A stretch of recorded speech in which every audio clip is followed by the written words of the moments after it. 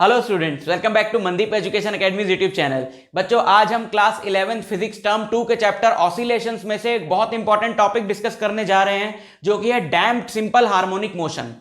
Simple harmonic motion के अंदर अभी तक हमने जितने भी एग्जांपल्स डिस्कस किए, हमने उसमें ऐसा माना कि कोई भी फ्रिक्शनल या रेजिस्टिव फोर्स नहीं है। जैसे पेंडुलम ऑसिलेट कर रहा है तो हमने माना वो वैक्यूम में ऑसिलेट कर रहा है, उसको रोकने के लिए कोई भी मीडियम नहीं है आसपास। तो ऐसे केस में क्या होता है कि एम्पलीट्यूड जो है बॉडी का वो कांस्टेंट रहता है। जैसे मैंने पेंडुलम को यहां खींच के छोड़ा तो जितनी दूर मैं यहां पर लेकर गया मीन पोजीशन से, दूसरी तरफ भी उतना ही दूर जाएगा, और जब वापस यहां आएगा तो भी उतना ही दूर जाएगा, और हर ऑसिलेशन में इतना ही दूर जाएगा, यानी उसका एम्पलीट्यूड कांस्टेंट रहेगा। इसी तरह का मोशन एसएचएम के अंदर अभी तक हमने डिस्कस किया। इसको बोलते हैं अनडैम्प्ड ऑसिलेशंस या अनडैम्प्ड सिंपल हार्मोनिक मोशन। लेकिन अगर कोई रेजिस्टिव फोर्स प्रेजेंट हो, जैसे बॉडी या जो पेंडुलम है हमारा, ये किसी मीडियम में ऑसिलेट करे, तो मीडियम पेंडुलम का जो मोशन है उसको अपोज करेगा। तो ऐसे में क्या होगा कि हर बार उसका एम्पलीट्यूड कम होता जाएगा। अब देखो, हम एक्सपेरिमेंट कर रहे हैं तो हम वैक्यूम में तो कर नहीं सकते, हम तो रूम में ही करते हैं। तो अगर आप पेंडुलम पे कोई एक्सपेरिमेंट करो, आपने पेंडुलम को एक तरफ लाकर छोड़ दिया, तो क्या होता है, धीरे धीरे उसकी ऑसिलेशंस का एम्पलीट्यूड कम होता जाता है, कम होता जाता है, कम होता जाता है, और फिर वो रेस्ट पे आ जाता है ना। तो ये है डैम्प्ड ऑसिलेशन। तो डैम्प्ड ऑसिलेशन का सिंपल मतलब यही है कि जिसमें एम्पलीट्यूड जो है वो डिक्रीज होता रहे, और अनडैम्प्ड ऑसिलेशन मतलब जिसमें एम्पलीट्यूड कांस्टेंट रहे। तो जैसे अनडैम्प्ड ऑसिलेशंस का तो हमने कई बार ग्राफ बनाया है, y equal to a sine theta का। ये इसमें हर बार ये बॉडी बराबर हाइट तक जाएगी, ठीक है ना। ये वाली हाइट थोड़ी सी ज्यादा बन गई, बट ये उतनी ही हाइट है, ये है ना, पता ही है आपको। ये हर बार बराबर हाइट तक जाएगी, यानी एम्पलीट्यूड जो है वो कांस्टेंट रहेगा। लेकिन डैम्प्ड ऑसिलेशन के अंदर जब या तो मीडियम प्रेजेंट हो जो उसके मोशन को रोके, या फिर अगर वो पेंडुलम कहीं से बंधा हुआ है, वहां पे भी तो कुछ फ्रिक्शन होगा, तो वो भी उसको अपोज करेगा। तो हमने सारी अपोजिंग फोर्सेस को पहले इग्नोर कर दिया। अब हम कह रहे हैं कि अगर अपोजिंग फोर्सेस होंगी तो देखें जरा ऑसिलेशंस कैसी होंगी, और क्या क्या इसके फॉर्मूले होंगे, क्या मैथमेटिकल मॉडल्स होंगे, वो सारी चीजें अब हम देखने वाले हैं। तो अब क्या होगा, ये डैम्प्ड ऑसिलेशन का अगर आप ग्राफ बनाओगे तो कैसे बनेगा, इसका जो एम्पलीट्यूड है वो हर ऑसिलेशन में क्या होगा, घटता जाएगा,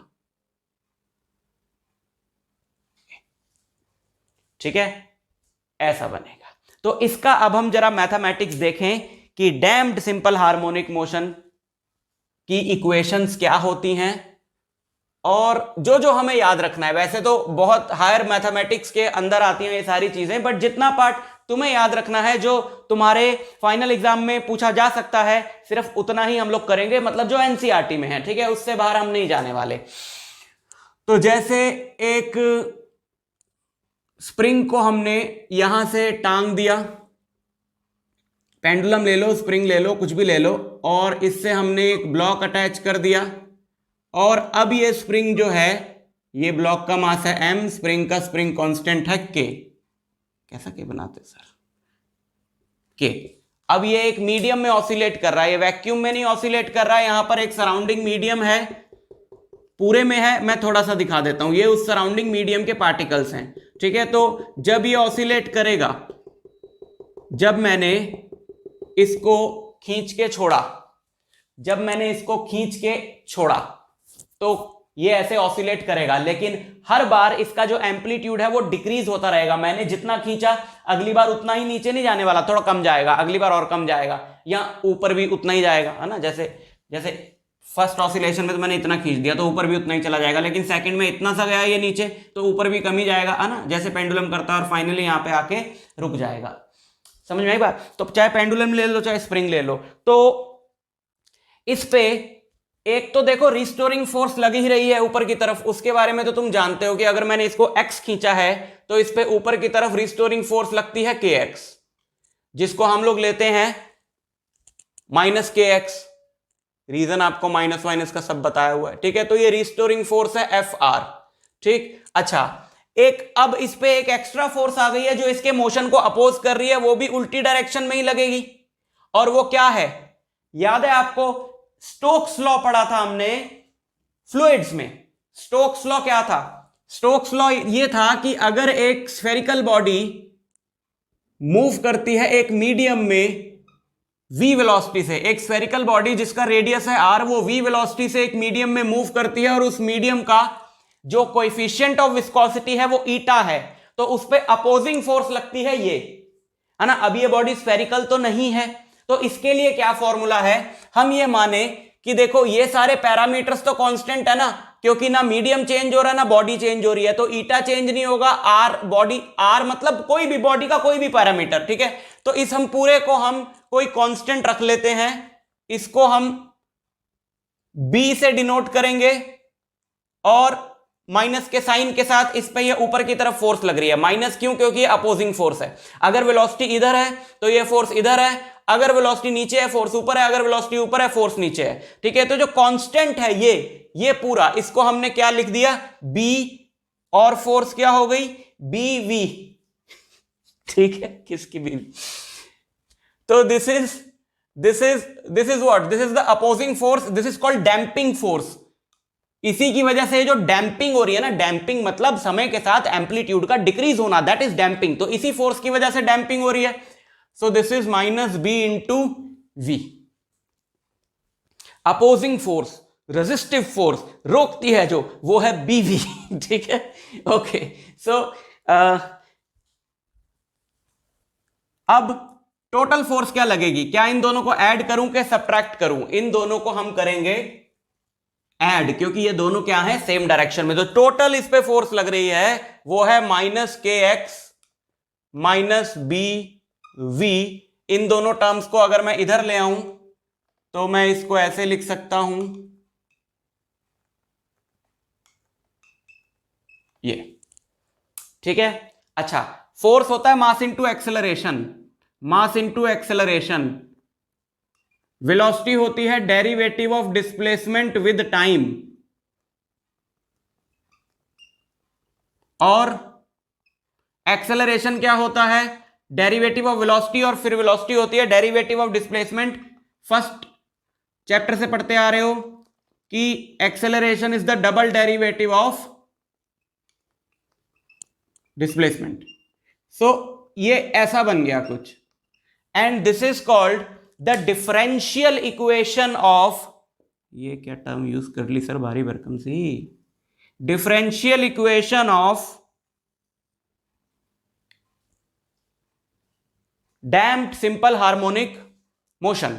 डिफरेंशियल इक्वेशन क्या होती है? डिफरेंशियल इक्वेशंस के बारे में तुम 12th में पढ़ोगे, बट डिफरेंशियल इक्वेशंस जो है वो बहुत सिंपल सी बात है। डिफरेंशियल इक्वेशन का मतलब है डेरिवेटिव की टर्म्स में कोई इक्वेशन, यहां डेरिवेटिव है, डेरिवेटिव डेरिवेटिव, और डिफरेंशियल इक्वेशन का सॉल्यूशन वो फंक्शन होता है जिसका डेरिवेटिव इस इक्वेशन को सेटिस्फाई करता है। नहीं, ओके, सिंपल सी बात करें, मान लो ये एक डिफरेंशियल इक्वेशन है, डेरिवेटिव की टर्म्स में इक्वेशन का मतलब क्या है, जिसकी दो साइड्स हो, और डिफरेंशियल इक्वेशन मतलब दो साइड्स वाली इक्वेशन जिसमें डेरिवेटिव्स प्रेजेंट हो। तो डेरिवेटिव्स हैं, ये भी डिफरेंशियल इक्वेशन है क्योंकि इसमें डेरिवेटिव प्रेजेंट है। तो बोले इसका सॉल्यूशन निकालो, जैसे नॉर्मल सॉल्यूशन, नॉर्मल इक्वेशन का सॉल्यूशन क्या होता है कि एक्स की वो वैल्यूज जो इसमें डालूं तो एलएचएस आरएचएस बराबर आ जाए, मतलब जो इसको सेटिस्फाई करती हूं। तो यहां पे बोलो इसका सॉल्यूशन क्या, y की वो वैल्यू जो इसको सेटिस्फाई करती हो, यानी sin x, because sin x का डेरिवेटिव होता है cos x, ठीक। इसी तरीके से यहां पर x which is a function of t, वो क्या होगा, वो होगा इसका सॉल्यूशन। और वो क्या आता है, हमको सॉल्व नहीं करना इसको, ये डिफरेंशियल इक्वेशन होती है, इसके बारे में डिटेल में 12th में पढ़ोगे। इसको सॉल्व करने का एक तरीका होता है, but we are not going into that तरीका, हमें सिर्फ इसका सॉल्यूशन लर्न करना है, हमारी एनसीईआरटी में उतना ही है। इसका सॉल्यूशन होता है ae की power minus bt by 2m cos omega t plus phi. ये अब ये भी थोड़ा अजीब सा लगेगा आपको, क्योंकि आप कहोगे कि सर ये bt क्या होता है। चलो बीवी तक तो हमें समझ में आ गई थी, bt क्या होता है, bt तो हमने सुना नहीं है, ई की पावर तो बिल्कुल भी नहीं सुना है। तो बेटा बी तो आपको पता ही है, कांस्टेंट ये वाला हो गया। M is the mass of the body, A is amplitude, कौन सा एम्पलीट्यूड, जो शुरू में तुमने दिया था मैक्सिमम, वो amplitude. Omega angular frequency, T time, ये सब तो तुमको पता है। ई क्या है? E raise to power X एक फंक्शन होता है, E raise to power X maths में एक फंक्शन होता है which is called exponential function. अरे जैसे log x है, sin x है, वैसे ही मान लो ये एक फंक्शन है, उस डिटेल में भी अपने को जाने की जरूरत नहीं है, ठीक है। अब e की वैल्यू क्या होती है? e इज अ नंबर, जैसे पाई होता है ना, वैसे ही e एक नंबर है। e की पावर x एक बड़ा सा फंक्शन होता है, आप में से कुछ को पता भी होगा, 1 + x upon 1 factorial plus x square upon 2 factorial plus x cube upon 3 factorial, ये पूरा बड़ा सा फंक्शन है इन्फिनिटी तक, इसको बोलते हैं ई रेज टू पावर एक्स छोटे में, ठीक है। अपने को उस डिटेल में नहीं जाना। अगर तुम्हें ये ई वाली बात नहीं समझ में आ रही छोड़ दो, कोई दिक्कत नहीं है। ई की एक्स की वैल्यू अगर मैं 1 डाल दूं तो ई की पावर 1 यानी ई होता है 2.718, so it is just a number. जैसे पाई की वैल्यू 3.14 होती है, ई की वैल्यू 2.718 होती है, तो तुमको ई नहीं रखना है यहां पे, तुम मान लो यहां 2.718 लिखा, दैट्स इट। तो सारी चीजें समझ में आ गई इसके अंदर, ओके।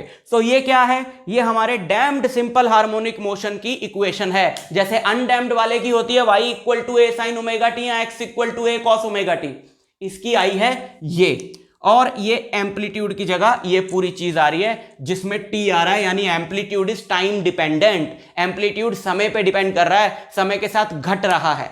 हमें कैसे पता चला घट रहा है? बिकॉज मान लो ये एम्पलीट्यूड है a dash, so this a dash is what? a की पावर, नीचे ले जाऊंगा तो पावर पॉजिटिव हो जाएगी ना, तो ये पावर हो जाएगी bt/2m, है ना। नीचे ले गए तो ये पावर हो गई bt/2m। अब देखो t की बड़ी पावर्स डालोगे तो डिनोमिनेटर बढ़ता जाएगा, डिनोमिनेटर बढ़ता जाएगा तो a डैश कम होता जाएगा, यानी बड़े टाइम पे एम्पलीट्यूड कम आ रहा है, तो समय के साथ एम्पलीट्यूड जो है वो घट रहा है, ओके। समय के साथ एम्पलीट्यूड क्या है? घट रहा है। अच्छा, एक चीज और, एम्पलीट्यूड कम हो रहा है। एम्पलीट्यूड इसलिए कम हो रहा है बिकॉज एनर्जी कम हो रही है। एनर्जी, जो टोटल एनर्जी का फॉर्मूला है, टोटल एनर्जी क्या होती है एसएचएम में? ½ k y मतलब टोटल एनर्जी, y तो किसी भी इंस्टेंट पे एनर्जी होती है, टोटल एनर्जी होती है ½ k a², और इसका जो a है वो ये है, तो इसका मैं स्क्वायर करूंगा, इसका भी स्क्वायर होगा, 2 से 2 कटेगा तो bt/m, this is energy, this is total energy which is decreasing with time. तो एम्पलीट्यूड इसका कम होता है, एनर्जी इसकी कम होती है, लेकिन टाइम पीरियड और ओमेगा सेम रहते हैं।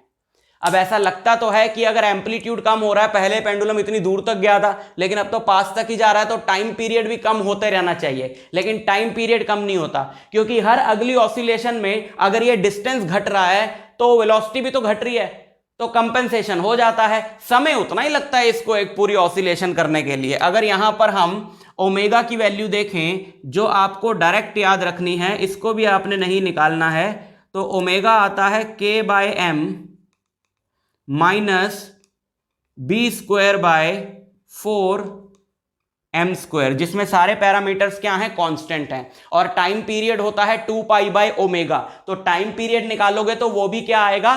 कांस्टेंट आएगा। समझ में आई बात? तो इसका जो ग्राफ है ना, उसकी जस्टिफिकेशन अपन दे देते हैं कि जो e⁻⁻x का ग्राफ होता है, e⁻, अगर आपने पास एक फंक्शन है e⁻⁻x, आप उसका ग्राफ बनाओगे फर्स्ट क्वाड्रेंट में, तो वो ग्राफ बनता है ऐसा, ठीक है। और यहां पे cos की वैल्यू कभी +1 आएगी, कभी -1 आएगी, तो a जो है वो अपना प्लस माइनस इसके अकॉर्डिंग चलेगा, तो नेगेटिव में भी आएगा। समझे आप भाई? ये तो सिंपल y = e⁻x है। अगर आप मैथ्स के अकॉर्डिंग चलो तो ये y = 1/e⁻x होगा। अब ये कभी नेगेटिव नहीं आने का। अब अगर आप x को कुछ भी पुट करो, पॉजिटिव नेगेटिव, ये चीज हमेशा पॉजिटिव आएगी, इसलिए ग्राफ फर्स्ट क्वाड्रेंट में रहता है। बट ये वाला जो अगर साथ में इसके मतलब cos ω t लगा दूं, ये पूरा जो बनता है, ये तो पॉजिटिव भी हो सकता है, नेगेटिव भी हो सकता है, तो सेम ग्राफ हमने फर्स्ट और सेकंड क्वाड्रेंट में बना दिया। हमें इस ग्राफ से क्या मतलब? ये जो एम्पलीट्यूड है ना, इसकी वैल्यूज इसके अकॉर्डिंग घट रही हैं, यानी कि एम्पलीट्यूड की जो वैल्यूज हैं वो इस लाइन पे लाई करेंगी, तब ये अपना ये ग्राफ बना, ये इसके अकॉर्डिंग ये घट रहा है, ये तो एम्पलीट्यूड इस लाइन पे लाई करता है। समझ में आई बात आपको?